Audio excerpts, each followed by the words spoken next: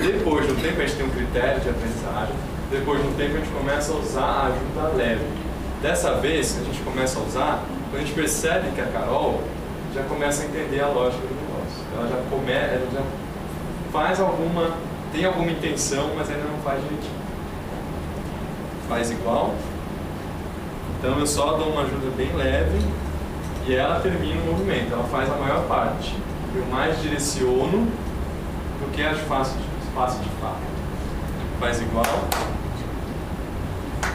Muito bom, Carol. E aí eu reforço. Tá? Ajuda leve. Algumas pessoas, em vez de ajuda física, chamam de ajuda total. Em vez de ajuda leve, chamam de ajuda parcial, mas é a mesma coisa. Total é a física, parcial é a leve. Até que chega um momento que a Carol aprendeu e eu não faço mais ajuda, não dou mais ajuda, ela já consegue fazer sozinha. Faz igual. Muito bom. Faz igual. Que legal. Faz igual. Parabéns. Parabéns, gente. Obrigado. Tá? Pode fazer uma pergunta? Só um segundo. Apesar de eu não falar sobre ensino aqui, em um momento a gente vai ver que a gente tem que ensinar respostas alternativas ao comportamento de problema. Ou seja, alguma coisa a gente vai ter que ensinar. Eu não vou ficar falando detalhes, mas quando a gente for ensinar essa resposta alternativa, vocês têm essas duas opções que eu acabei de falar e que são combináveis, dá para fazer as duas juntas. A modelagem e a utilização de dicas e retirada de dicas, ok? Pode fazer. Quando estaciona numa parte e não caminha? Quando estaciona num estágio e num caminho. Por exemplo, parece que o comportamento final é sempre com ajuda. Acontece mesmo. Às vezes demora. Demora principalmente em atividade de vida diária. Você ajuda um monte lá e no último passo parece que não vai. Primeiro isso acontece porque os alunos, como eu falei, são adeptos da lei do mínimo esforço, certo? E esse esforço final é um esforço. Depois pode ser que aconteça de ficar paralisado, porque talvez ele tenha que aprender uma coisa anterior. Se a Carol, por exemplo, não me olhasse, ela não aprenderia imitação, porque ela precisa me olhar. Se eu for ficar fazendo imitação com ela, sem ela me olhar, com ajuda, obviamente que ela vai responder. Mesmo com ajuda leve, ela vai responder. Nem que seja para acostumar com o movimento. Mas ela nunca vai fazer sem ajuda, porque ela não está me olhando. O que eu estou querendo dizer? Tem que ensinar uma coisa antes. Faltou algum pré-requisito, faltou alguma habilidade mais básica que permitisse que ela conseguisse aprender sozinha. Se o aluno está emperrado em algum aprendizado, se ele não está evoluindo, significa que aquele aprendizado não está correto por algum motivo. E nós, como profissionais, temos que ser humildes, tentar descobrir por quê e resolver o motivo. Agora, é sempre pensar o que eu estou fazendo de errado e não o que tem de errado com o meu aluno. O que eu estou fazendo de errado e posso melhorar, e não o que tem de errado com esse aluno que ele não aprende. Tá? Então, a primeira coisa que eu faria é olhar se tem algum pré-requisito. Tá, quando não tem, por exemplo, fala apertar. Eu já aprendeu que tem que apertar a descarga, tem que apertar o computador. Mas quando ela vai apertar, ela não aperta ali. Ela aperta na parede. Ela aperta uma tecla próxima. Bom, primeiro, gente, eu vou falar isso mais pra frente, a gente vai falar de atividade de vida diária, mas não se ajuda com dica verbal a atividade de vida diária. Jamais. Não se usa dica verbal. Porque a dica verbal é muito difícil de tirar, a pessoa fica muito dependente. Tá? Não adiantando o curso. Eu fui uma vez numa família em Manaus e os pais falaram: olha, minha filha já vai ao banheiro sozinha. Eu falei: que legal, já lava a mão sozinha. Eu falei: bacana, vamos ver. Porque eu não acredito muito em relatos, nem de pai nem de profissionais. Eu quero ver, eu preciso ver. E eu fui ver e vi que não fazia nada sozinha. O que acontecia? A menina chegava para lavar a mão. O pai falava: vai lavar a mão. Ela parava na frente da pia e ficava lá parada. Aí o pai falava: abre a torneira. Aí ela abria. Molha as mãos. Aí ela molhava. Pega o sabonete. E assim ia. Ou seja, ela sabia os movimentos. mas ela não fazia nada sozinha. Ela fazia cada movimento sem ajuda física, mas só depois da dica. Tá? Então, dica verbal nunca, jamais com atividade diária. Mínimo fica. Você não quer que ele aperte o local específico? Ajuda física, ajuda leve, sem ajuda. Dica verbal, não. Não, mas já faz o seu tempo. Ajuda física, conduzir. Mas foi para leve? Aí toque só toque. Coloca um X na descarga para ficar mais discriminativo. Alguma coisa sempre dá para fazer. Entendeu? Nem que você aprende ele, que você ensine ele, aprende ele, é bom. Você inicialmente ensine ele a apertar X's. Onde tem um X ele tem que apertar. E depois tem um X na ditadura da descarga. Depois você tira o X, que ele tem que fazer sem X. Se não tá dando certo desse jeito, eu tentaria assim. Se vai funcionar, não sei. Mas eu tentaria. Tá? Robson, e quando você fala para criança assim, você disse aí, já para bater a palma, né? Ele não bate a palma e fala para você, bate a palma. Ele repete o que você fala. Ajuda física. Depois leve, depois sem ajuda. Os hierarquia de dicas. Até ele aprender. Não, mas na época lá, ele fica repetindo o que você fala. A ecolalia é outro problema. Daí já é outra questão que a gente vai discutir aqui na resolução de problemas. Tá? Mas se ele fala e não faz, você tem que fazer por ele, até ele fazer. Tá? Por isso que tem essa hierarquia de dicas. Ok, vamos começar a falar então de comportamento e problema mesmo. Só um segundinho, eu preciso perguntar uma coisa para a Érica. É que eu tô com dúvida no conceito.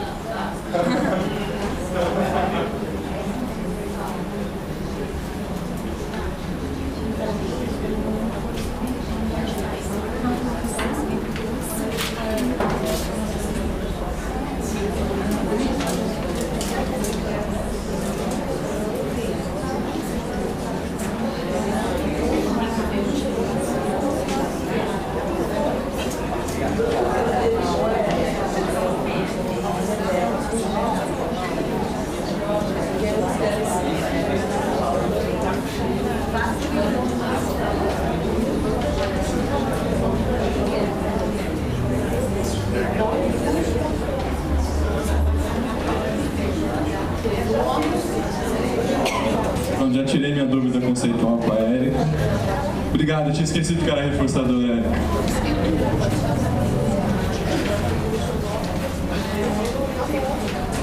Ok, então, gente, agora vamos... Antes de resolver comportamento e problema, vocês já entenderam que nós temos que entender o porquê, a função do comportamento e problema. Então a gente tem que aprender a avaliar o comportamento e problema. Primeiro, como que nós nos tornamos o que nós somos? Nós somos e nos comportamos de uma forma relativamente fixa, não é totalmente fixa, mas relativamente fixa. Nós temos certos padrões de comportamento. Como nós aprendemos esses padrões? Na nossa interação com o mundo.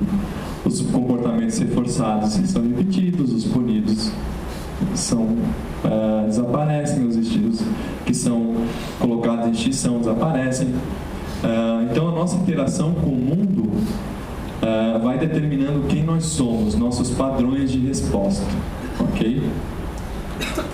Nós seríamos diferentes se a gente tivesse uma história de vida, relações diferentes. Se nós tivéssemos nascido em países muçulmanos, provavelmente nós estaríamos lá no avião que bateu nas Torres Gêmeas. Nós teríamos um outro conjunto de valores, um outro conjunto de crenças, um outro conjunto de comportamentos.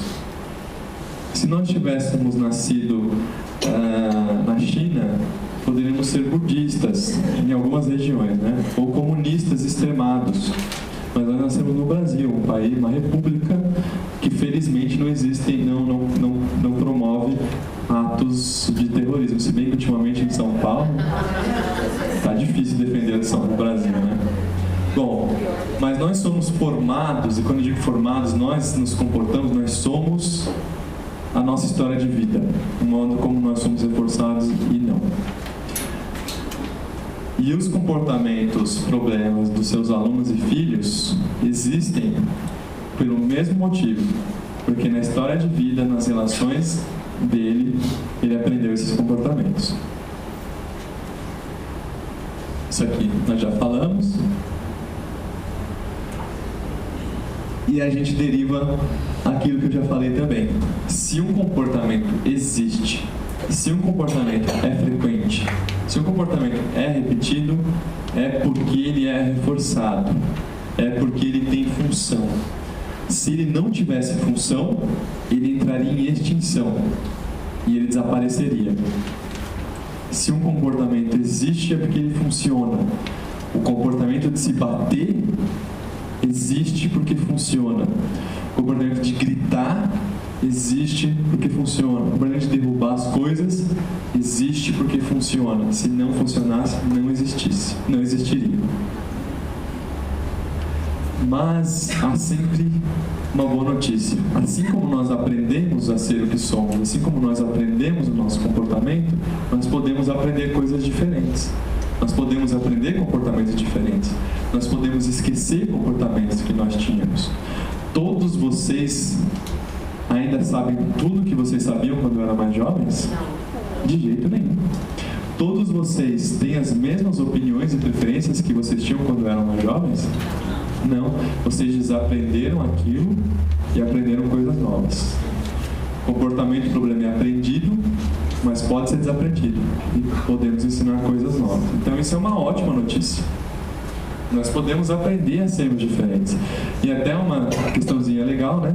Talvez seja mais correto dizer que nós estamos assim do que nós somos assim, já que nós somos mutáveis e o comportamento é mutável. O comportamento é fluido e maleável, ele muda se a forma como ele interage com o mundo mudar, se a forma como ele funciona mudar. Muda se a função mudar. O que eu quero ensinar para vocês hoje é algumas técnicas para mudar a função do comportamento e para substituir o comportamento problema por outros adequados. Quão abrangente é essa ideia? A gente pode aprender e desaprender sentimentos, por exemplo, a tristeza. Dá para desaprender a tristeza. Dá para desaprender a depressão. Tem uma técnica comportamental que chama ativação comportamental. É uma técnica para lidar com clientes deprimidos em terapia com adultos típicos. O cara chega lá, ai, minha vida é uma droga, não tenho vontade de fazer nada, etc. Tá bom, então a gente vai fazer um compromisso. Você vai acordar todo dia e dar uma volta em torno do prédio. Ah, doutor, não, você não tem vontade de fazer nada, você precisa caminhar, ajuda. Já que é difícil, você vai dar uma volta em torno do prédio. Pode ser só isso? Pode. O cara dá uma volta em torno do prédio. Doutor, todo dia eu estou dando uma volta em torno do prédio. Ah, então vamos dar 2 voltas em torno do prédio. E agora, todo dia você vai ler jornal. Tá? Claro que você faz uma pesquisa do que o cliente gosta. Eu gosto de andar, mas faz tempo que eu não ando e não tenho mais vontade. Eu gosto de ler jornal, faz tempo que eu não leio porque eu não tenho mais vontade. Então a gente põe ele para fazer um pouquinho das coisas que ele costumava gostar. E tenta desenvolver novos interesses, tá? Não leia só jornal, leia um livro, leia a revista. Ou eu não gosto de caminhar, então vai caminhar só porque você não gosta para ver se é bom ou não é. Tá? A ideia é, a gente muda o comportamento depressivo fazendo o cidadão se comportar. Eu estou explicando de forma grosseira, muito mais refinado o procedimento, cheio das especificidades. Faz-se uma lista para o cliente dar nota o quanto ele gosta e quanto ele acha difícil cada comportamento. Eu gosto muito de sair para balada, então eu gosto 10, mas é difícil 10 também. Eu gosto de caminhar, eu gosto 5, mas acho a dificuldade de 1. Então, começa caminhando, começa com a primeira dificuldade, depois vai ter mais dificuldade. Ou seja, tem umas especificidades, mas a ideia é, vai fazer alguma coisa, cidadão. Tá? Então, a gente pode aprender e desaprender até a depressão. A gente pode aprender e desaprender opiniões, isso aí ninguém duvida, né? A gente pode aprender e desaprender mania. Aliás, eu nunca conheci um indivíduo autista que não perdesse as manias rapidinho depois de uma intervenção, certo? Perde muito rápido depois de uma intervenção. Um menino que ele sempre andava, um menino autista, que ele sempre andava para lá e para cá com skate e uma bola. Aí vocês falam, puxa, que bacana, ele andava de skate e jogava bola. Não, ele só levava o skate e a bola. Ele não usava nenhum nem outro. Ele levava os dois. Tipo o menino maluquinho que sempre estava fazendo travessuras, mas ele não brincava com nada. Aí um dia, eu estava atendendo ele e falei, olha, então, se ele entrasse no carro, por exemplo, e sentisse falta ou de um ou do outro, escândalo, briga, birra, aquela coisa toda que vocês sabem como pode ser. Aí eu falei, tá, então vamos fazer o seguinte, vamos esconder o skate, um dos dois, ou o skate ou a bola, e vamos pôr ele no carro, que a gente tem que ir lá pra... A mãe dele tinha uma clínica, a gente atendia ele na clínica, mas de vez em quando ia pra casa. Então vamos deixar aí em casa e vamos pra clínica sem o negócio. Ele viu, começou a chorar, a mãe falou, meu Deus, ele tá chorando, vamos pegar lá o negócio. Eu falei, não, não vamos pegar nada, deixa ele chorar. Aí chorou, parou, chegou na clínica, fez tudo como deveria e tal. No outro dia, eu fico sempre mais de um dia, na hora de ir para a clínica eu falei, agora vamos mostrar para ele, porque da outra vez a gente entrou no carro meio escondido. Ele nem percebeu que estava sem o negócio. Outro dia vamos mostrar para ele que o skate vai ficar, ele só pode levar a bola. Nesse segundo dia ele já aceitou melhor, no terceiro dia ele já não reclamou mais. Mas aí eu fui embora. Não, foi pior. Daí eu fui embora e ele começou a gostar de tampinha de garrafa, de PET, sabe? Aquelas tampinhas plásticas. Mania de estar com tampinha o tempo todo. Ele tinha uma tampinha velha da Coca-Cola, que era a que ele mais gostava, mas qualquer tampinha ele pegava. E parecia que ele tinha olho de raio-x. Como é o seu nome, você? Jairo. Se eu sou um menino e o Jairo tem uma tampinha de garrafa no bolso, o menino via. Superman, juro. Era impressionante, ele tinha visão de raio-x. Toda a tampinha ele via. E isso era um problema enorme, porque chegava num restaurante, se alguém pedia Coca 600 ou 2 litros, ele saía correndo, voava por sobre as mesas, porque ele era o Superman, e pegava a tampinha, e era um baita de problema. E eu falei, vocês têm que cortar, não cortou. Esses dias, um tempo atrás, a mãe colocou no Facebook, a mãe não, a terapeuta dele, que obedecia a mãe, não a mim, infelizmente, colocou no Facebook, quem tiver tampinha de garrafa, por favor, traga pra mim. Então eu falo que às vezes os pais é que são o problema, tá? Se um dia eu tirei a mania do skate, rapidinho eu tirava a mania da tampinha, mas ela continuou sendo reforçada. Podemos aprender e desaprender sentimentos. E claro, a cereja do bolo dessa representação, podemos aprender e desaprender comportamentos e problemas também. Uma coisa muito interessante é